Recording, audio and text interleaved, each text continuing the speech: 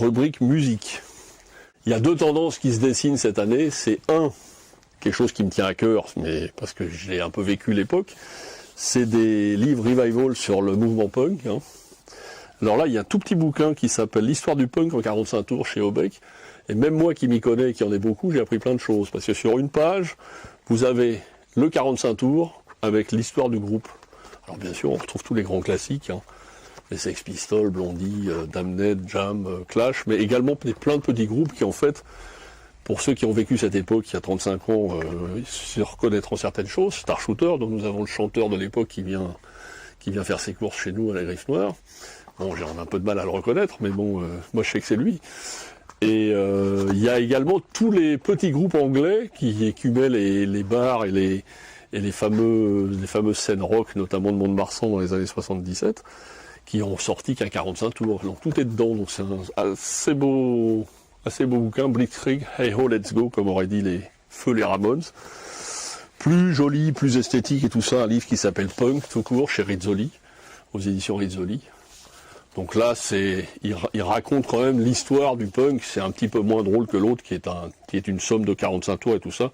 Donc là, ils se prennent un peu plus au sérieux, quoi, alors qu'en fait, le mouvement punk était tout sauf sérieux, quoi. Mais bon, pour ceux qui veulent se replonger dans cette année-là, c'est un livre que je recommande assez fortement. Et mon coup de cœur, qui est un roman, toujours sur le mouvement punk, aux éditions, la Tango édition, ça s'appelle Stromerville. Alors Stromerville, pour ceux qui connaissent, c'est Joe Strummer, le chanteur des Clash. Et en fait, l'auteur raconte l'histoire d'un jeune Français étudiant dans la France des années 70, qui est anti-giscardien, qui écoute les Sex Pistols, qui rêve d'être une rock critique, et qui est en lutte, qui fait partie de l'ultra-gauche clandestine, enfin bref, ça c'est pas très important. Et lors d'une expédition qui tourne mal, il est obligé de s'éclipser à Londres, dans les années 76, et il va vivre dans un squat avec un certain Joe Strummer qui rêve de fonder un groupe et dont il cherche le nom. Donc en fait, c'est l'histoire fictive d'un jeune Français qui va se retrouver impliqué dans l'histoire du mouvement punk et notamment toute la création des Clash, allant jusqu'à la fin du livre à reprendre le rôle de Joe Strummer et à reformer les Clash avec les deux survivants du groupe. Pour les fans de Clash, et Dieu sait s'ils sont encore nombreux, c'est un livre jubilatoire, absolument superbe, parce qu'il nous replonge vraiment dans toutes ces années, dans toute cette époque, et puis le pied de nez final où Clash se reforme avec le jeune Français, qui est les plus jeunes, mais c'est absolument jubilatoire pour ceux qui ont connu cette époque.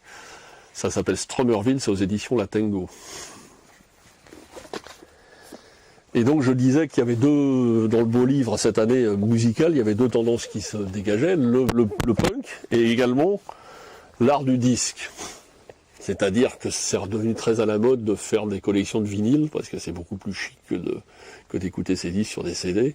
Et donc, comme il y a plein de gens qui recollectionnent les 33 tours, ils ont eu la bonne idée de nous montrer ce qu'était en fait le 33 tours dans les années 70-80, avec les meilleures pochettes de tous les groupes mythiques de ces années-là. Ça va d'AC/DC à Led Zeppelin, ou au Clash, justement, très certainement, David Bowie, enfin toutes les grandes pochettes, les premières pochettes des disques des Rolling Stones.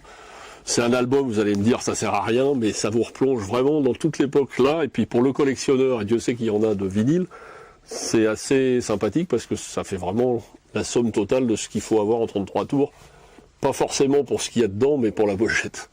Voilà, ça s'appelle Vinyle, l'art du disque, et c'est aux éditions La Martinière. Très très beau livre.